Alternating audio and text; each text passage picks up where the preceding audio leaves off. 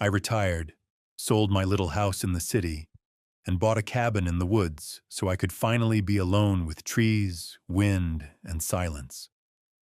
No neighbors on the other side of the wall, no traffic, no meetings, just time. 3 days later, my son-in-law called and said, "My parents are moving in with you. If you don't like it, you can come back to the city." I didn't shout. I didn't beg.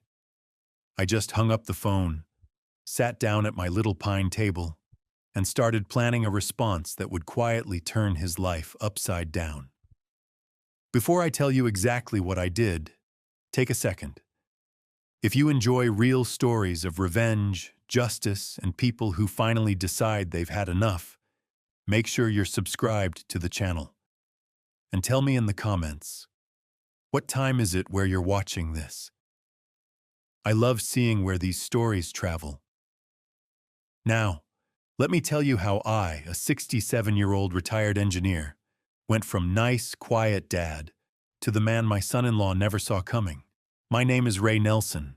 I spent 40 years in construction engineering, bridges, roads, big projects that made other people rich while I went home with sore knees and a lunchbox that always smelled faintly like coffee. I wasn't reckless with money.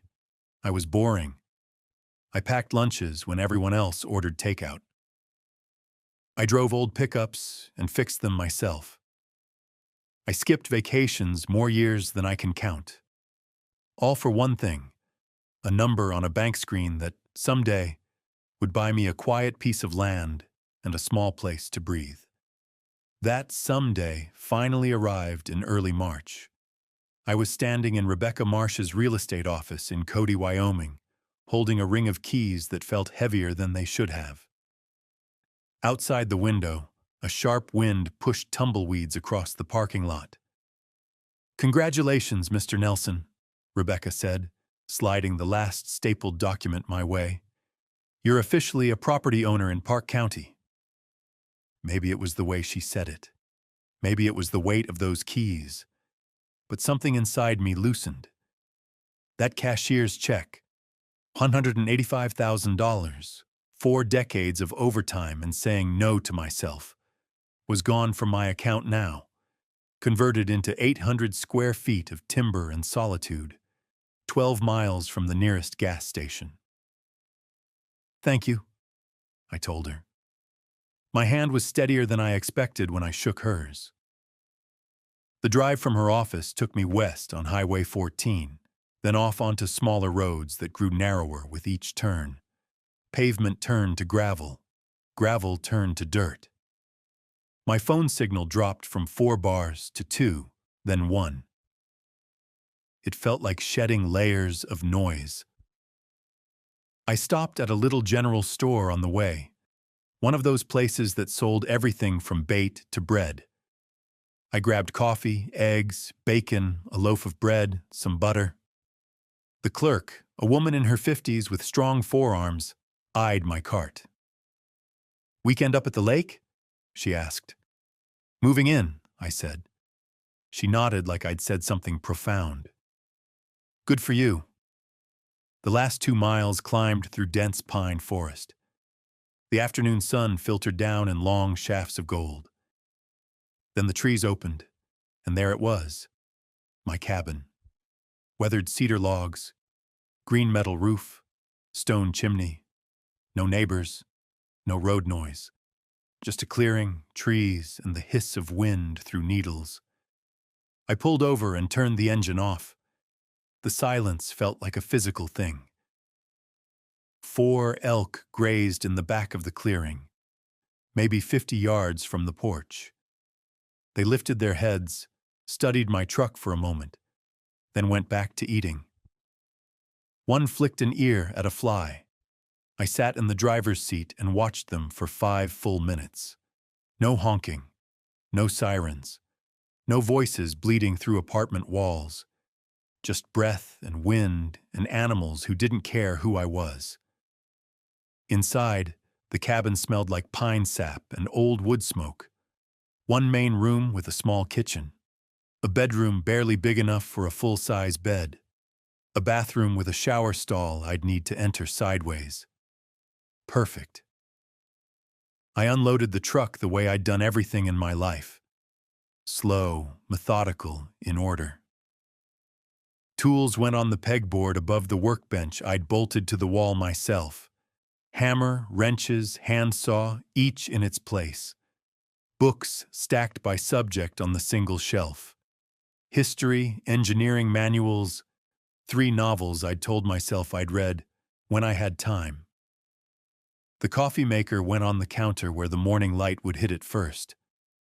By the time I finished, the sun was sliding toward the mountains. I made coffee, too late in the day, but I didn't care, and carried it out to the porch. The rocking chair I'd bought just for this moment creaked under my weight. The elk had moved deeper into the clearing. A hawk circled above, tracing invisible circles in the cold air. I pulled out my phone and called my daughter. "Dad!" Emily's voice came through bright and immediate. "Are you there? Did you get it?" "Signed the papers this morning," I said. "I'm on the porch right now. I can see elk from where I'm sitting." "I'm so proud of you," she said, and there was real warmth in it. "You earned this, Dad. 40 years. 40 years, I echoed, sipping my coffee. 40 years of dreaming about mornings where I drink this stuff and watch wildlife instead of highway traffic. "You deserve every second of peace," she said quietly. "Sometimes I forget what that feels like. Mark's been so stressed with work lately." Something in her tone changed on that last sentence. Tight. Careful. "Everything okay?" I asked. "Oh, sure," she said too quickly. "You know how it is. Middle management, 1,000,000 targets, never enough people. He lives in spreadsheets now." We talked a few more minutes. Her students, she teaches 3rd grade, her garden plans, small, safe topics. When we hung up, the sun was turning the mountains orange and purple. My coffee had gone cold, but I drank it anyway. Out here, even cold coffee tasted like victory. An hour later, my phone rang again. I didn't even check the screen. I thought it was Emily. It wasn't. "My parents lost their house," Mark said. No hello, no how are you, just a statement in his flat conference call voice. "They're moving in with you. If you don't like it, you can come back to the city." I stared at the tree line like it might translate what I'd just heard. "I'm sorry," I said slowly. "What did you just say?" "They lost their place," he repeated. "Bad luck. They're too old to start over. That cabin of yours is just sitting there. They'll stay with you a couple months, tops, until we figure something out." "You decided this?" I asked. "Without asking me?" "You're alone up there, Ray. It's wasted space. We're family. Family helps family." "I bought this place," I said, feeling my hand tighten on the arm of the rocking chair, "specifically to live alone. I spent my entire retirement on it." He barely paused. "Then you should have stayed in Denver. They'll be there Friday. I'll text you their arrival time." The line went dead. I sat there with the phone still at my ear, listening to the empty buzz. The elk were gone. The clearing was quiet again. Too quiet. My knuckles had gone white around the armrest. I forced my fingers to relax, took a breath, and went inside. I poured another cup of coffee I didn't want and sat at the small kitchen table. From my jacket pocket, I pulled out a small green engineering notepad, the kind I'd carried for 40 years. Grid paper, good for sketches, diagrams, straight lines. I started writing, not a rant, not a diary entry, just questions. Timeline estimates, resource assessments, options, risks. The cabin keys lay on the table beside my notepad, dull silver in the overhead light. An hour ago, they had meant freedom. Now they meant something else entirely. For 67 years, I'd been the reasonable one, the man who swallowed anger and inconvenience to keep peace, the one who drove other people to the airport at 5 a.m., paid for extra chairs at holiday dinners, bit his tongue when younger people talked over him. Maybe that's why Mark had thought he could make that call. He thought he knew the version of me who wouldn't fight back. He didn't know this version. Dawn slid in through the little kitchen window and found me still sitting at the table. Empty coffee cups circled my notepad. The pages were full now. Lists, diagrams, questions written and rewritten. I hadn't slept, but my mind felt sharper than it had in years. Focused. Clean. I made fresh coffee, washed my face, and loaded my truck. My first stop wasn't a lawyer. It wasn't the sheriff. It was the Yellowstone National Park Ranger Station, 20 minutes west. The building was all glass and stone, designed to blend with the land. Inside, displays showed wolf packs, elk migration routes, grizzly territories. A ranger in his 40s with sunburned cheeks looked up from his desk. "Help you?" he asked. "I just bought a place off County Road 14, I said. "Moved up from Denver, trying to make sure I don't do anything stupid." "Congratulations," he said. "Beautiful country up there. Lots of wildlife. You hunt?" "Not really," I said. "I'm more worried about things hunting me." He chuckled. "We mostly worry about the animals and the tourists, not the locals." "What about wolves?" I asked. "I've heard they're back in the region." He stood and crossed to a big wall map dotted with colored pins. "Reintroduction program's gone pretty well," he said. "We've got stabilized packs here, here, and here." His finger traced ranges. "They're shy. They want to avoid you. But they've got incredible senses. Smell food from miles away." He walked me through the basics. Don't leave garbage out. Don't leave pet food on the porch. Don't set up an outdoor buffet unless you want visitors. I nodded, taking notes in my little green pad. Wind direction, seasonal patterns, attractants. "Just moved up here?" he asked. "Yeah," I said. "Still learning. Don't want any trouble." "Smart," he said. "Most folks wait until after something goes wrong to ask questions." I thanked him and left. My next stop was an outdoor supply store in town, the kind with taxidermy on the walls and guys in camo arguing about rifles. "I'm looking for trail cameras," I told the clerk. "Want to monitor wildlife around my place?" He showed me 2 models with motion activation, night vision, even cellular alerts. "These are what ranchers use," he said. "You'll know every time a chipmunk sneezes." I bought both, paid cash. Then I found a small butcher shop on a side street. The sign in the window said game processing. "What can I get you?" the butcher asked, wiping his hands on a towel. 20 pounds of beef scraps," I said. "Organ meat, fat trimmings, for dogs." He didn't blink. $45. He loaded my coolers with meat wrapped in white paper.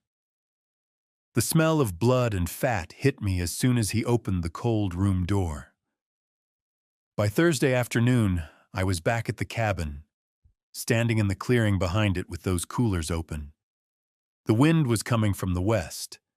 I checked the old-fashioned way, wetting my finger, holding it up, feeling which side cooled first. I walked 30 yards upwind from the cabin, toward the thicker trees, and laid out the meat in 3 separate piles. Not too close to the structure, not too far away. Just enough to make this patch of forest very interesting to whatever was passing through. I wasn't trying to hurt anybody. I was trying to educate them. Back inside, I mounted the trail cameras. One watched the driveway. One watched the front porch. I tucked them just inside branches, high enough and subtle enough that you wouldn't notice unless you knew where to look. I turned off everything I didn't need inside the cabin, set the thermostat just high enough so the pipes wouldn't freeze, did one slow walk through every room. Then I locked the door and drove back to Denver. My old suburban house still hadn't sold. It was mostly empty now, just a bed, a couch, a table. But it had something the cabin barely had: solid cell service. I set my laptop on the dining table, propped my phone up next to it, and synced the cameras. Friday morning at 10:03 a.m., my phone buzzed with a motion alert. On the laptop screen, a silver sedan rolled up my dirt driveway. Leonard and Grace Harrison stepped out, my son-in-law's parents. He was tall with a permanent frown. She carried her disapproval like perfume. They looked around with identical expressions of distaste. "This is where he's living now," Grace said, her nose wrinkling.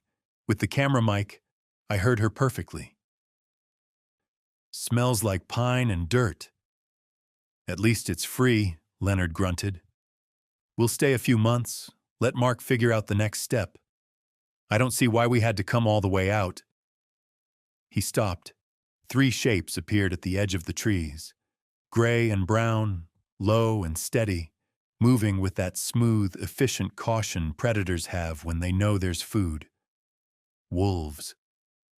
They weren't interested in Leonard and Grace. They were interested in the meat piles upwind. But from the porch camera's angle, it looked like something out of a movie. "Leonard," Grace's voice shrank.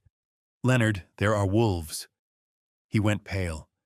"Get in the car," he hissed. "Get in the damn car, now!" They ran. Grace tripped, caught herself, kept going. Their doors slammed. Gravel flew under their tires as they reversed down the drive so fast they nearly ended up in the ditch. The wolves, 3 lanky, beautiful animals, trotted right past the cabin toward the meat, completely ignoring the retreating sedan. I watched the whole thing with my coffee in my hand. When the video ended, I played it again. Then my phone rang. "What did you do?" Mark shouted the second I answered. "My parents nearly got attacked by wolves. They pulled into your stupid driveway and 3 wolves came out of nowhere." "I didn't do anything," I said calmly. "I did tell you this is wilderness. We have predators here. They live there. It's their home." "You set that up," he snapped. "You baited them in. You're insane."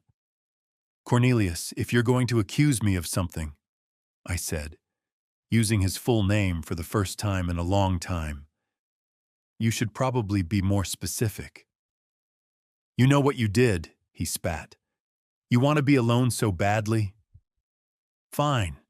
Don't expect us to lift a finger when you get sick or fall or lose this place. You made your choice." And there it was, the threat. I leaned back in my chair, watching the still frame of Leonard and Grace sprinting for their car. "You threatened me first," I said quietly. "You called and informed me your parents were moving into a home you don't own. You told me if I didn't like it, I could give up my retirement and go back to the city." "That's not how I said it," he sneered. "It's how I heard it." "This isn't over," he snapped. "You think you can play games? You have no idea who you're messing with, old man." And he hung up. I sat there for a long moment, listening to the silence on the line. Then I closed my laptop and opened my notepad. The wolves were not revenge. They were a warning shot. The real revenge would be done with paper. The first attack didn't come from Mark. It came from my own daughter. 3 days after the wolf incident, my phone lit up with Emily's name. "Dad," she said. "What did you do at the cabin?" "Good morning to you too," I said gently. "What did Mark tell you?" He said you lured wolves to the property, she said. He showed me the video from the cameras you installed. He said you're trying to scare his parents, that you're not thinking clearly. He's really worried about you. I stared at the ceiling. Emily, I said, the cabin is in wolf country. Wolves live there. I baited them with meat, yes. Not to attack anyone, but to make it very clear this is not a safe Airbnb for his parents. Your husband tried to move them into my home without my consent. He's just trying to help his parents, she said quietly. They have nowhere to go. And I've helped this family for years, I replied. But I will not spend my retirement hosting people who treat me like an inconvenience. She was silent for a long time. Can we meet? She asked. All of us? In town somewhere? Not all of us, I said. But I'll meet Leonard and Grace and Cody. Neutral ground. No yelling on my porch. 2 days later, we sat in a corner of a little coffee shop on Main Street, the Grizzly Peak Cafe.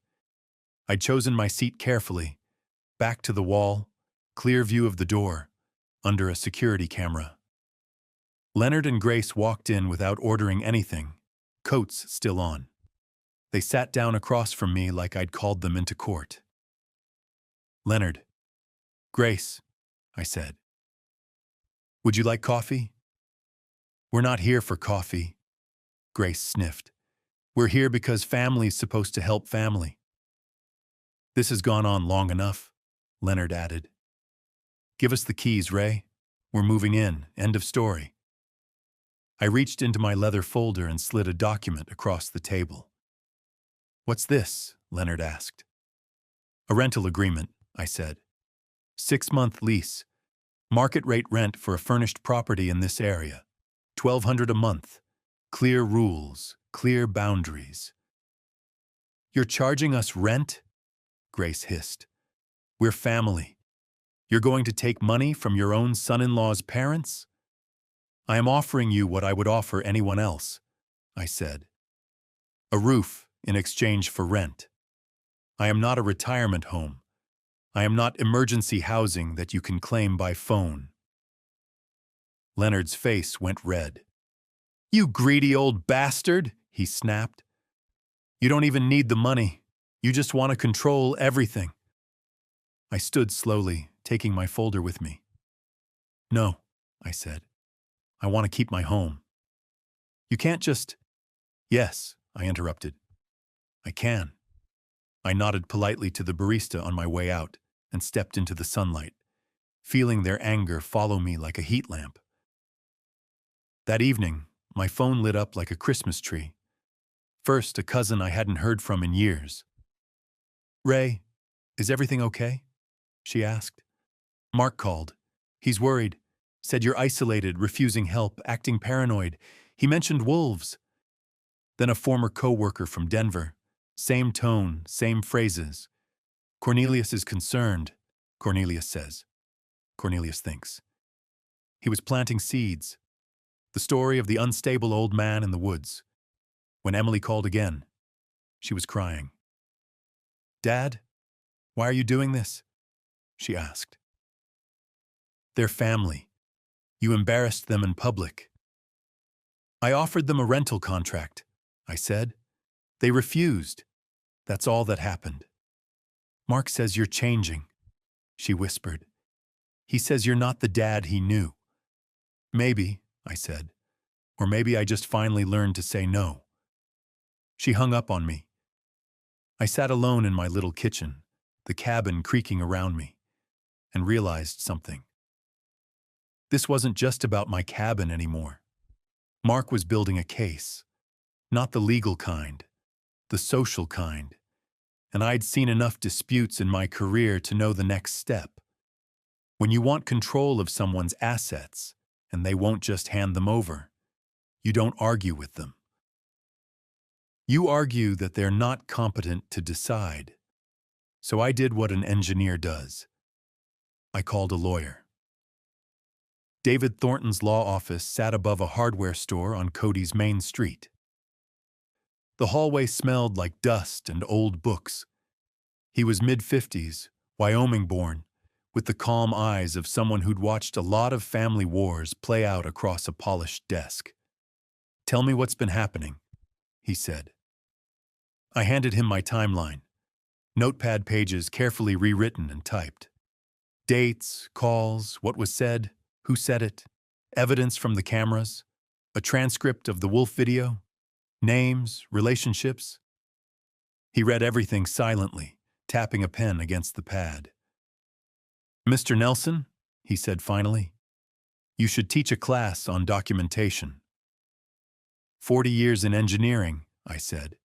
If it isn't written down, it didn't happen. He nodded. "Here's the good news. You are absolutely competent, organized, and capable of making your own decisions. That's obvious from everything you've shown me." "The bad news?" I asked. "Your son-in-law is likely preparing to argue the opposite," he said. "Smear campaigns, wild stories about wolves, family members calling you with concerned voices. That's textbook. The next step is usually adult protective services, maybe even an attempt at conservatorship. They'll claim you can't manage your own affairs and need oversight." "Can they do that?" I asked. "They can try," he said. "Winning is a different matter. What we're going to do is make their job as hard as legally possible." He outlined the plan. A revocable living trust. We'd transfer the cabin and my savings into it. Legally, the trust, not old Ray Nelson, would own everything. David, as an independent trustee, would manage it with my input. And one more clause. "This part may create family friction," he warned, pointing to page 17 in the draft. I read, "My daughter, Emily Nelson, shall inherit the trust only if she is not married to Mark Harrison at the time of my death, or if Mark Harrison has signed a formal waiver to all claims on these assets." "This protects her," he said. "If she stays with him, he can't get to your property through her. If she leaves him, she gets everything. But make no mistake, Ray, when he finds out, he'll explode." "Let him," I said. "I've spent my life building this. I won't let him turn my retirement into his piggy bank." 2 weeks later, I sat in Thornton's little conference room signing 40-plus pages. His assistant notarized each signature. The sound of her stamp was almost musical. I left his office with an envelope full of copies and a bill for $2,400. It was the best money I ever spent. Over the next week, I called every bank and investment company I had. "I'd like to designate my living trust as my primary beneficiary," I said to each one. "Yes, I've consulted legal counsel. No, I'm not being pressured. Please note in my file that these changes are voluntary and made while I am fully competent." By the time I was done, there was nothing left with my own name on it except my driver's license and the shirt on my back. If Mark wanted a fight, he would be punching paper. The piece I was missing came from Emily, like a puzzle she didn't know she was holding. "Mark has been so stressed," she said one night on the phone. "You know his dad, Leonard. He lost a lot of money, Dad." "How much is a lot?" I asked gently. She hesitated. "You can't tell anyone I told you," she whispered. "They're embarrassed. But something like 47,000. Online poker. He kept saying he'd win it back. He didn't." 47,000, I repeated. "Yeah," she sighed. "That's why they lost the house. He took out loans trying to patch the hole. Mark's been trying to help fix it ever since." "And how is Mark fixing it?" I asked. "He took over the finances," she said. "He says he's restructuring. He mentioned something about maybe putting your cabin into a family trust so it can benefit all of us and help offset taxes when, well, someday." when I die. He was planning to fold my cabin into his mess like it was just another line in a spreadsheet. After we hung up, I took my notepad out again and started a new section. Motive. 47,000 in gambling losses. Home lost. Adult son panicking. Then I went to the public library. Colorado property records are public if you know where to look. I typed in Emily and Mark's address and requested the mortgage history. There it was. A home equity line of credit, 8 months old. $35,000. Authorized by Mark Harrison only. No second signature. No Emily. I printed the documents, my hands cool and steady. When I called Thornton that night, he didn't sound surprised. Desperate people do desperate things, he said. Now we know for certain. Your cabin was his bailout plan. When you blocked that, he started going after your credibility. This HELOC explains the pressure. It also gives your daughter leverage later, if she chooses to use it. If, I echoed. Because for now, she still believed he was just stressed from work. We both knew that wouldn't last. Not with what he was about to do next. The woman from Adult Protective Services showed up on a Tuesday. I saw the sedan coming down the driveway and stepped out onto the porch, curious. She climbed out with a tablet and a clipboard, wearing practical shoes and a professional smile. "Mr. Nelson?" she asked. "Yes." "My name is Margaret Willows," she said. "I'm with Adult Protective Services. We received a complaint about your welfare. Do you mind if I come in?" "Of course not," I said. "But before you do, I should tell you. I am in the middle of a property dispute with a family member. I suspect this complaint is part of that conflict." Her eyes sharpened a fraction. "That happens," she said carefully. "My job is to assess your situation objectively." I stepped back and held the door open. She walked through my cabin, tapping notes into her tablet. Kitchen, clean. Dishes washed and drying. Fridge stocked with actual food, not just condiments and beer. Bills stacked in a neat pile on my desk, each one opened, due dates highlighted, some already stamped paid. Bedroom, bed made, clothes folded. Bathroom, no mildew, no grime, no signs of neglect. "Do you have any trouble managing day-to-day tasks?" she asked. "Cooking, cleaning, paying bills?" "No," I said. "I've been taking care of myself for a long time." "The complaint mentioned concerns about your mental state," she said. "Memory issues, confusion, paranoia. Do you feel like you have trouble remembering things?" I handed her a folder. "I anticipated that question," I said. Inside was Dr. Patricia Chen's full medical report from the week before. I'd made an appointment for a complete physical and cognitive evaluation after my meeting with Thornton. Her letter was clear. No signs of dementia, confusion, or diminished capacity. Patient is fully capable of managing his own affairs. Margaret read it carefully. "This is very thorough," she said. "Most people don't have this kind of documentation." "I'm an engineer," I said. "I believe in redundancy." She smiled despite herself. We sat at the kitchen table while she finished her questionnaire. I answered everyone calmly. I told her about my career, my savings, my decision to retire up here. I did not badmouth Mark. I simply described his actions and let her draw her own conclusions. "Do you feel threatened by your son-in-law?" she asked. "I feel," I said slowly, "that he is more interested in my property than my well-being. That is why I hired an attorney, and why I asked my doctor for a full evaluation. I want everything documented." She nodded, typed a few more notes, and stood. "Mr. Nelson, You are one of the most prepared clients I've ever visited, she said. I can't discuss the contents of the complaint, but I can tell you this much. If what you suspect is true, my report will reflect that. 3 days later, the case was closed.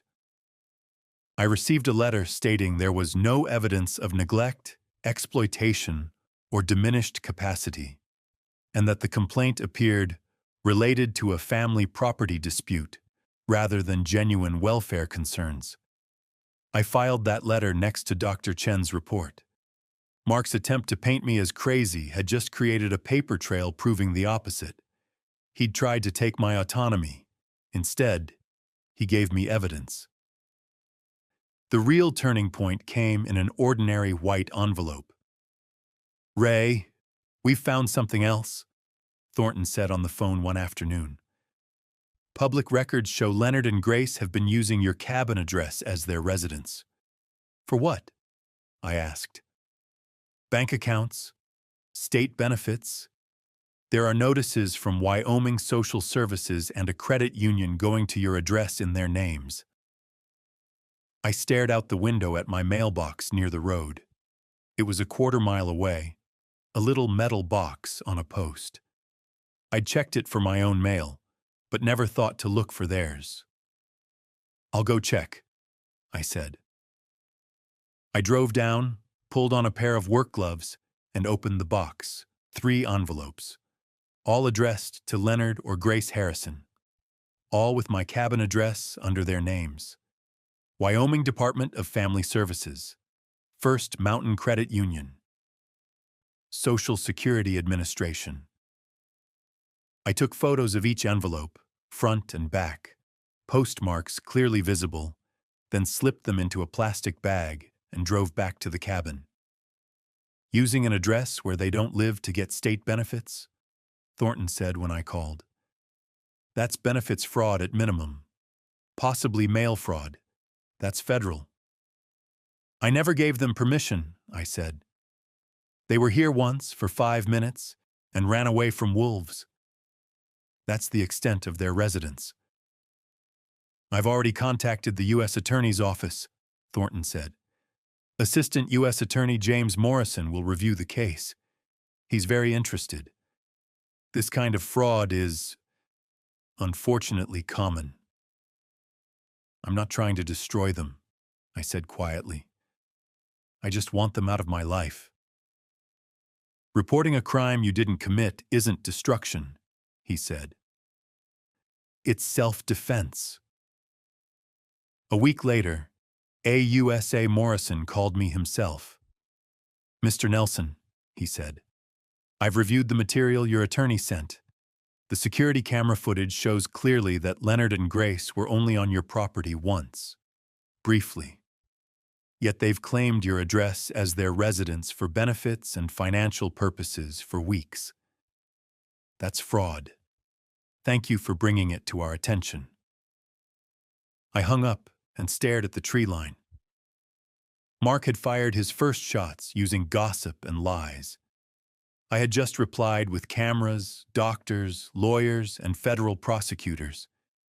This was no longer just a family disagreement. This was war. While the federal case against Leonard and Grace moved quietly in the background, Thornton found one more piece of rot in Mark's house. "Ray," he said one afternoon, "public courthouse records in Colorado show your daughter's mortgage is 3 months in arrears. They've missed payments. A notice of default has been filed." "How far behind?" I asked. "About $8,400, he said. "If they don't catch up soon, the bank will start foreclosure procedures." I closed my eyes. "Does Emily know?" I asked. "Probably not," he said. "They usually send notices to whoever's been handling the payments. My guess is Mark's been intercepting that mail." "What happens if the bank forecloses?" I asked. "They'll eventually evict them and sell the house," he said. "Emily will lose her home. Given what we know about the HELOC, she'll also be left with a wrecked credit score." He let that sit for a second. There is another option, he added carefully. It's unconventional. I'm listening. You can purchase the defaulted mortgage, he said. Banks often sell bad loans at a discount rather than chase them. If we route it through a shell company, Mark will never know you're the lender. You'd effectively control whether they keep the house. Control. It was an ugly, heavy word in my mouth. If I did that, I said slowly, Emily wouldn't lose her home, and Mark would lose his trump card. Exactly, Thornton said. But it also puts you in a position of power over your own daughter's housing. There are ethical questions here, Ray. It's your call. That night, I walked the property with a flashlight, following the edge of the trees. I thought of Emily at 8, sitting on my lap in our old little house, holding a screwdriver while I fixed a loose cabinet door.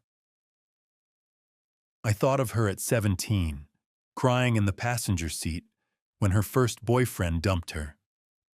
I thought of the way she'd defended Mark even when the evidence had started to pile up. I also thought of Mark on my porch, shouting that he'd make sure I never saw my daughter again. I called Thornton the next morning. Do it, I said. Buy the debt. But Emily can't know it's me, not yet. A week later, Mountain Holdings LLC existed on paper. A company with no office and no sign, only a bank account and an owner. Me. For $31,000, less than the cabin's property tax bill over the next few years, we bought Mark and Emily's mortgage from the bank. On paper, they now owed Mountain Holdings LLC. In reality, they owed me. I didn't tell Emily about any of it until I had to. That moment came one Friday morning in late August. Federal agents had just arrested Leonard and Grace in Colorado on benefits fraud charges. Thornton called to let me know. I thanked him and sat with that information for an hour. Then I texted Emily. Honey, we need to talk. Just you and me. Can you come to the cabin this weekend? It's important. She drove up Saturday. When she stepped out of her car, she looked thinner than the last time I'd seen her. Dark circles under her eyes, the kind of tired that sleep doesn't fix.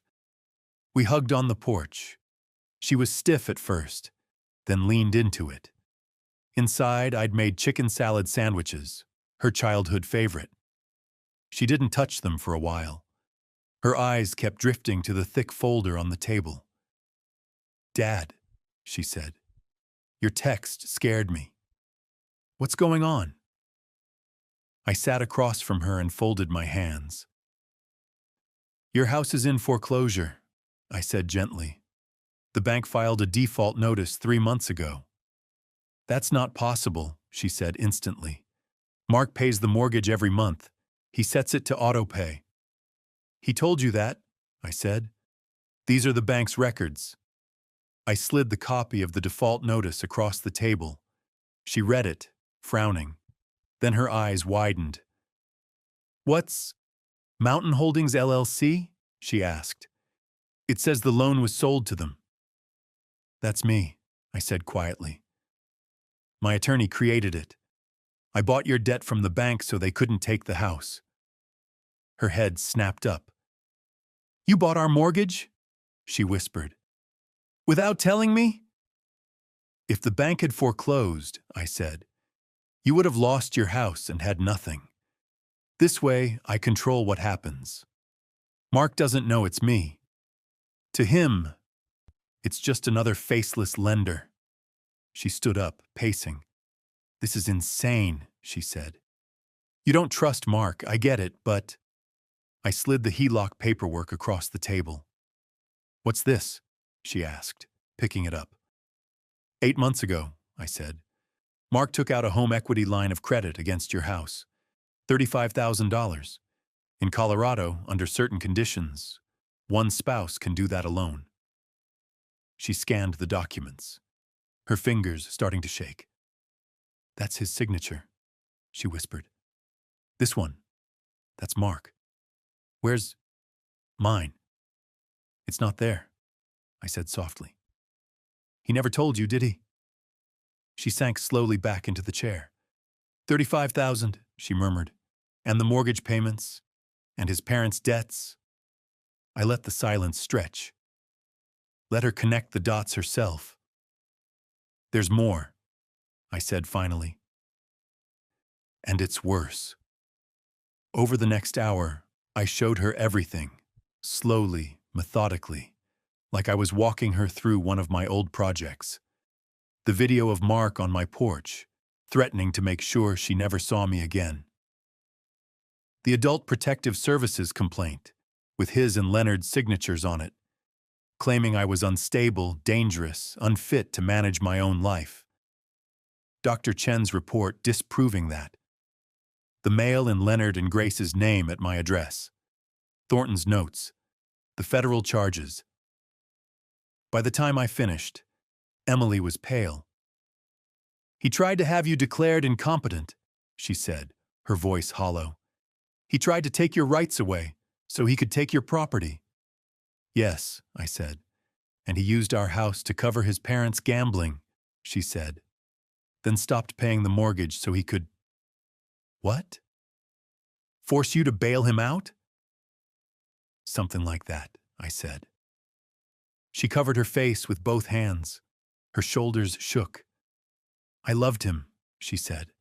God, I was so stupid. You weren't stupid, I said. You trusted your husband. That's what good people do. He abused that trust. That's on him, not you. She dropped her hands and looked at me. So what now? She asked. What happens to my house? To me? I took a breath. You have a choice to make, I said. Two, actually. What choices? First, I said, whether you stay married to Mark. Second, whether you want your house free and clear or not. She blinked. What do you mean?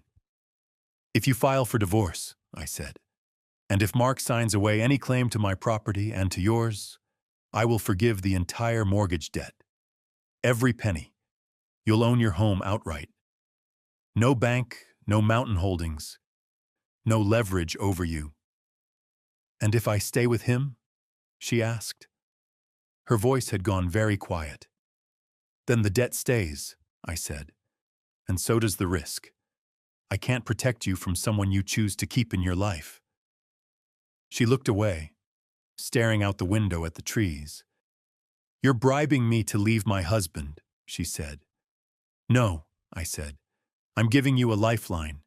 What you do with it is up to you.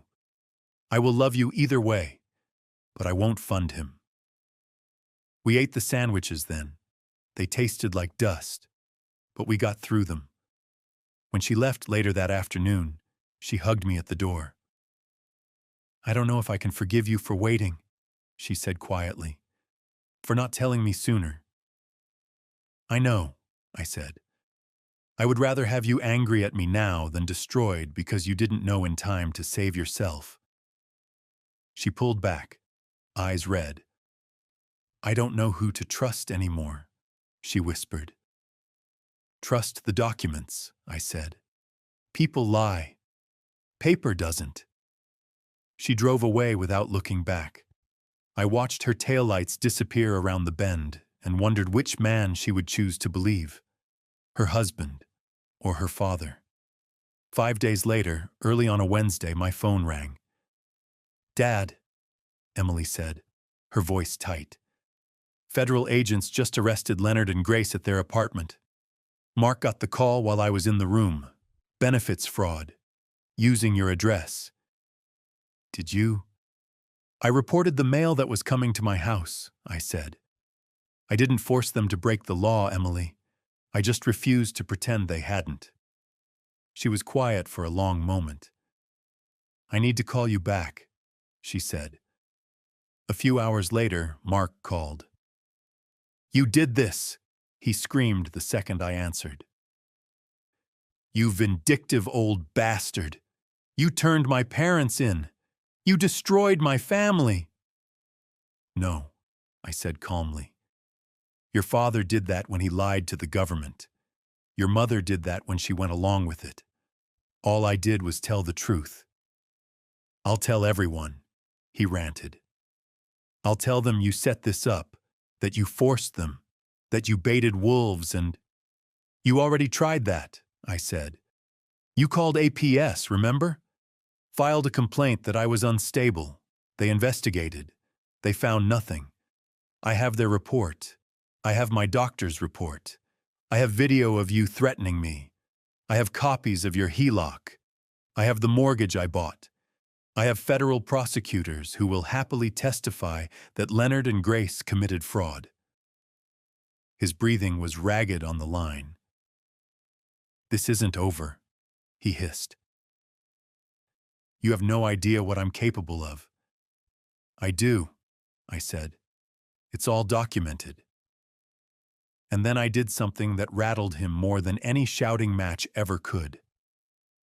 I handed the phone to Thornton, who was sitting at my table waiting for that call. Mr. Harrison, he said in his professional voice. This is David Thornton, legal counsel for Ray Nelson. I am advising you that any further attempts to harass, threaten, or defame my client will result in immediate legal action. You are on speaker. You are being recorded. I strongly suggest you hang up and speak to your own attorney. Click. He did. 2 days later, Mark tried to sell the house. He contacted a realtor, desperate to get cash for his parents' legal defense and maybe outrun the fallout. During the title search, the problem surfaced. The mortgage was sold, the realtor told him. You're in default. The new lender is Mountain Holdings, LLC. You can't sell until you settle with them. That afternoon, Mark called Thornton's office, demanding to know who owned Mountain Holdings and why they were targeting him. My client purchased your defaulted loan through legal channels, Thornton said. You received proper notice. I need to sell the house, Mark pleaded. My parents need lawyers. I can't lose everything. My client is willing to discuss terms, Thornton said. You'll receive an offer in writing. The next morning, a courier delivered a thick envelope to Mark's doorstep. Inside was the deal. Mountain Holdings, LLC would forgive the entire mortgage debt, principal and arrears. $43,400. In exchange, Mark would sign divorce papers with no claim to Emily's assets. Sign a legal waiver giving up any future claim to my property or estate. Sign a sworn statement acknowledging he had no rights to my cabin and had attempted to involve me in his financial problems without my consent. He had 72 hours to accept. If he refused, Mountain Holdings would foreclose. He'd lose the house anyway. Emily called me that night. I filed for divorce this morning, she said. Her voice sounded tired, but there was steel in it now. I told him if he cares about me at all, he'll sign the papers and your document and walk away. I'm done. I'm proud of you, I said quietly. I'm not doing this for you, she said. I'm doing it for me. I know, I said. That's why I'm proud. Mark signed everything. He had no choice. When the divorce was final, the house deed went to Emily alone, free and clear. 2 weeks later, I sat in a federal courtroom in Cheyenne, Wyoming, watching Leonard and Grace stand before a judge in tan clothes that weren't quite prison uniforms, but weren't far off. Their lawyer had worked out a deal. Guilty pleas, reduced charges. The judge sentenced them to 2 years of supervised probation, $45,000 in restitution and fines, and a permanent ban from state and federal benefits programs. You are fortunate, the judge said, looking at them over his glasses. If not for your age and lack of prior record, you would be going to prison. As we filed out, Leonard caught my eye. For the first time since I'd known him, he didn't look angry. He just looked small. He glanced away first. I drove back to the cabin under a big Wyoming sky and, for the first time in months, felt like the ground under my feet was solid again. Emily filed her final divorce papers in October. She legally took back her maiden name. We found her a little two-bedroom house in Cody, 15 minutes from my cabin. Old place, good bones, peeling paint, a yard that needed love. She took a third-grade teaching job at the local elementary school. I helped her move furniture, paint walls, install shelves. It felt like rewinding time in the best possible way, like when she was 20 and moving into her first apartment. Except this time, she was the one making the big decisions.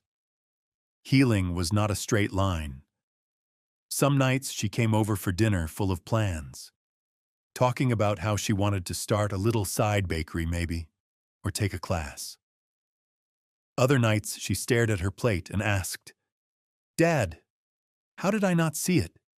How did I marry someone like that?" I never said, "I told you so." I said, "Because you believe the best in people. That's not a flaw. That's his loss." We started a Sunday dinner tradition. Some weeks at her place, some weeks at mine. On a crisp evening in late November, she sat on my porch, wrapped in a blanket, hands around a mug of tea, elk moving quietly in the fading light. "I thought my life was over," she said. "Back in August, it felt like everything was collapsing. My marriage, my house, my family. Now, I don't know. I'm scared, but I'm hopeful." "That's how you know you're still alive," I said, "when you can feel both at the same time." She smiled sideways. "Do you think I'll ever trust anyone again?" she asked. "Like, really trust?" "Probably," I said. "But you'll do it differently. Slower. With better questions. That's not a bad thing." She looked at the elk. "Do you forgive me?" she asked quietly. "For not believing you at first?" "There's nothing to forgive," I said. "You loved your husband. You defended him. That's what love does. I'm just glad you believed the truth when you saw it." She nodded. "Thank you for fighting for me," she said. "Even when I was on the wrong side." "That's what dads are for," I said. A year after I signed those first papers in Rebecca Marsh's office, I sat on my porch at dusk in my old rocking chair, watching snow settle into the seams of the mountains. My cabin was exactly what I dreamed it would be. A small, warm place where I could drink coffee, read books, and listen to the wind in the pines. The difference now was this. I wasn't afraid someone was going to take it away from me. My assets were in a trust with my name on it. My doctor had written an evaluation that would outlive us both. Adult Protective Services had a file saying I was competent. Federal prosecutors had a case file with my son-in-law's family's fraud. My daughter lived 15 minutes away in a house with a deed that had only her name on it. Mark? He moved into a cheap apartment in Denver. Last I heard, from someone who still talks to him, he's renting month to month, working a job that doesn't pay enough, and blaming everyone but himself. Leonard and Grace spend a lot of time in waiting rooms and offices now, checking in with probation officers, making payments on their fines, learning the hard way that the government doesn't forget. People ask me sometimes, did it feel good? The wolves, the trust, the federal charges, the mortgage leverage. Was it satisfying? Here's the honest answer. It didn't feel like revenge. It felt like finally refusing to be used. I didn't hit anyone. I didn't scream. I didn't smash his car windows or show up at his job. I did something a lot colder. I documented. I planned. I stayed calm. I used the systems that exist for people who are willing to do the boring work. I turned his own tactics, Manipulation, paperwork, secrets, back on him. But with one big difference. I never lied. That's what I want you to hear in this story. You don't have to set your life on fire to protect yourself. You don't have to become cruel to stop cruelty. You can be strategic. You can be calm. You can be the old man in the cabin who everyone thinks is soft, right up until they discover he's been building his own quiet fortress for months. These days, when Emily comes over on Sundays, we sit on the porch and watch the elk. Sometimes we talk about starting a small bakery together. Cabin sweets, she calls it. Sometimes we talk about nothing at all. We just listen to the wind in the treetops. It's not the lonely retirement I imagined. It's better. Because the peace I have now isn't an accident. It's peace I fought for.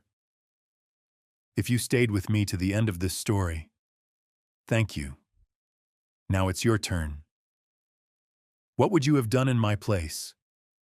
Would you have scared them off with wolves? Called the police? Given in for peace? Or done what I did and gone to war with paperwork? Tell me in the comments. I read as many as I can, and these stories hit closer to home for more people than you might think. If this story of quiet revenge and hard-earned peace spoke to you, don't forget to hit the like button so the platform shows it to more people. Subscribe to the channel for more true-style storytelling about betrayal, justice, and the moment people finally say enough. And share this video with someone who needs a reminder that it's never too late to protect yourself. This is your narrator signing off. Take care of yourself. Protect what's yours. And I'll meet you in the next story.